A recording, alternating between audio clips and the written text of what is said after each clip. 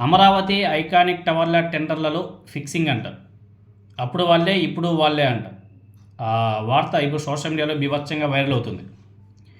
అమరావతిలో జరుగుతున్న గోల్మాల అంతా ఇంత కాదు. వేల కోట్ల రూపాయల పనులు కాంట్రాక్ట్ సంస్థలకు కేటాయిస్తున్నా ఇందులో ఏ మాత్రం పారదర్శకత లేకపోగా మొత్తం అంటే మొత్తంగా ఫిక్సింగ్ జరుగుతుంది అనే ఆరోపణలు గట్టిగా వినబడుతున్నాయి. లేకపోతే అమరావతిలో సచివాలయానికి చెందినటువంటి ఐకానిక్ టవర్లు 7 ఏళ్ల క్రితం అంటే చంద్రబాబు నాయుడు గారు ముఖ్యమంత్రిగా ఉన్నప్పుడు ఏ కంపెనీలు దక్కించుకున్నాయో ఇప్పుడు కూడా అవే కంపెనీలు అవే టెండర్లు ఎలా దక్కుతాయి? ఇక్కడ మరీ విచిత్రం ఏమిటంటే కనీసం టవర్ల నెంబర్లు కూడా మారకపోవడంతోనే ఇది ఎంత మ్యాచ్ ఫిక్సింగ్ వ్యవహారమో చాలా స్పష్టంగా అర్థమవుతుంది. ఈ ఐకానిక్ టవర్ల పనులను 2018 అక్టోబర్లో షాపూర్జీ పల్లోంజీ, అదేవిధంగా ఎల్ఎన్టీ, ఎన్సీసీ ఈ 3 కంపెనీలకు దక్కినట్లు అప్పట్లో అంటే చంద్రబాబు నాయుడు గారు ముఖ్యమంత్రిగా ఉన్నప్పుడు 2018లో సిఆర్డీ అధికారులు ప్రకటించారు. అప్పుడు కూడా అంటే 2018లో కూడా షాపూర్జీ పల్లోంజీ 1-2 టవర్లు, ఎల్ఎన్టీ 3-4 టవర్లు పనులు దక్కించుకొని 5వ టవర్ మాత్రం ఎన్సీసీ దక్కించుకునింది. సీన్ కట్ చేస్తే ఇప్పుడు 2025 జూన్లో కూడా షాపూర్జీ పల్లోంజీకి సేమ్ 1-2 టవర్లు, ఎల్ఎన్టీకి 3-4 టవర్లు దక్కించుకుంటే 5వ టవర్ పనులు సేమ్ మళ్ళీ ఎన్సీసీకే దక్కింది. అంటే వీటిని పోటీ టెండర్లు అంటారా లేకపోతే మ్యాచ్ ఫిక్సింగ్ టెండర్లు అంటారా అనేది ఒకసారి ప్రజలందరూ కూడా ఆలోచన చేయాలి. ఇది ఎలా సాధ్యం, ఎలా పాసిబుల్ అవుతుంది? అప్పుడు సేమ్ ఇప్పుడు సేమ్ అదే టవర్లు అవే నెంబర్స్ ఎలా సాధ్యమవుతుంది? ఈ మొత్తం వ్యవహారం ఒకసారి పరిశీలన చేస్తే ఇతర కంపెనీలు ఏవి రాకుండా తాము అనుకున్నట్లు ఈ కంపెనీలకు మాత్రమే పనులు దక్కేలా స్కెచ్ వేసినట్టు చాలా స్పష్టంగా కనిపిస్తుంది. ఈ 3 సంస్థలు ఇప్పటికే అమరావతిలో వేల కోట్ల రూపాయల విలువైన ఇతర పనులు కూడా దక్కించుకున్నాయి. ఇప్పుడు ఇక్కడ మరో విచిత్రం ఏమిటంటే ఇదే షాపూర్జీ పల్లోంజీ సంస్థ తాత్కాలిక సచివాలయం పనులు కూడా చేసింది గతంలో.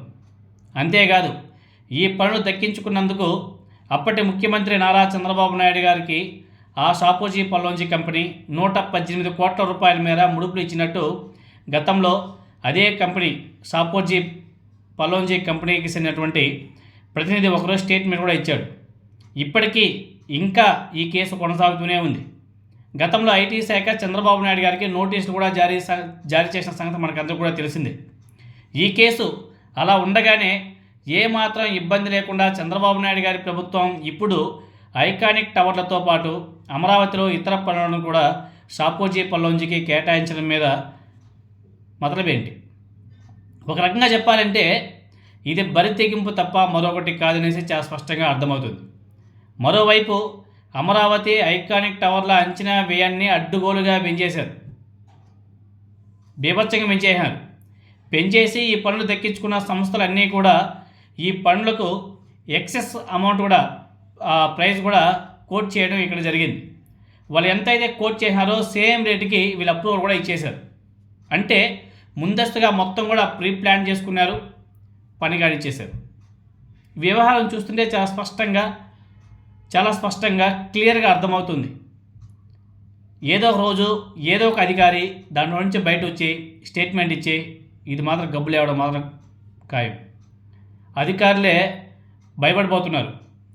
ఈ ప్రభుత్వాలు ఇలా చేస్తున్నాయి, మన దగ్గర ఇలా అడ్డుగోలుగా సైన్ కూడా చేయించుకుంటున్నారు, గవర్నమెంట్ ప్రభుత్వం మారితే మన పరిస్థితి ఏమిటి అని చెప్పేసి సీనియర్ ఐఏఎస్ ఆఫీసర్లంతా కూడా భయపడుతున్నారు. అవసరమా అన్న క్వశ్చన్ మార్క్ కూడా ఏర్పడిపోతుంది. ఈ కూటమి ప్రభుత్వం ఇలా చేయడం అవసరమా అని చెప్పేసి అధికారులు కూడా ప్రశ్నిస్తున్నారు. అంటే ప్రశ్నించడం అంటే వాళ్ళు మనసులోనే పెట్టుకున్నారు, ఏం చేస్తాం ప్రశ్నిస్తే మళ్ళీ వీళ్ళు తీసుకెళ్ళి ఈ అడవిలోనే పడేస్తారని చెప్పేసి వాళ్ళ భయం. అధికారులకే ఏం అర్థం కావడం లేదు. చంద్రబాబు నాయుడు గారు బలిదికి చేశారు అంతే. అది చంద్రబాబు నాయుడు గారి ప్లానా లేకపోతే నారా లోకేష్ నాయుడు గారి ప్లానా పవన్ కళ్యాణ్ గారి ప్లానా మనకైతే అర్థం కాల. ఇంత జరుగుతున్నా కానీ పవన్ కళ్యాణ్ గారు ఒక్క మాట కూడా మాట్లాడడం లేదు. ప్రశ్నిస్తా అని చెప్పేసి పెట్టినటువంటి పార్టీ అయింది, ఎక్కడ ప్రశ్నిస్తున్నాడు? ఆయన ప్రశాంతంగా హరిహర వీరమల్లు తర్వాత ఓజీ సినిమాలు చేసుకుంటూ ఆయన ఎంజాయ్ చేస్తున్నాడు. ప్రజల సొమ్ముని విచ్చలవిడిగా విజయవాడ నుంచి హైదరాబాద్కి వారంలో 2-3 రోజులు తిరుగుతూ ఉంటాడు, 2-3 సార్లు తిరుగుతాడు. ప్రజల సొమ్ము. ఇక్కడ అమరావతిలో ఏమో ప్రజల సొమ్ముని మంచి పోషణ పోస్తున్నారు. వీళ్ళ స్పెషల్ ఫ్లైట్లలో ఇంకా నా సామాన్యంగా అది పెద్ద ఎపిసోడ్ ఇంకా.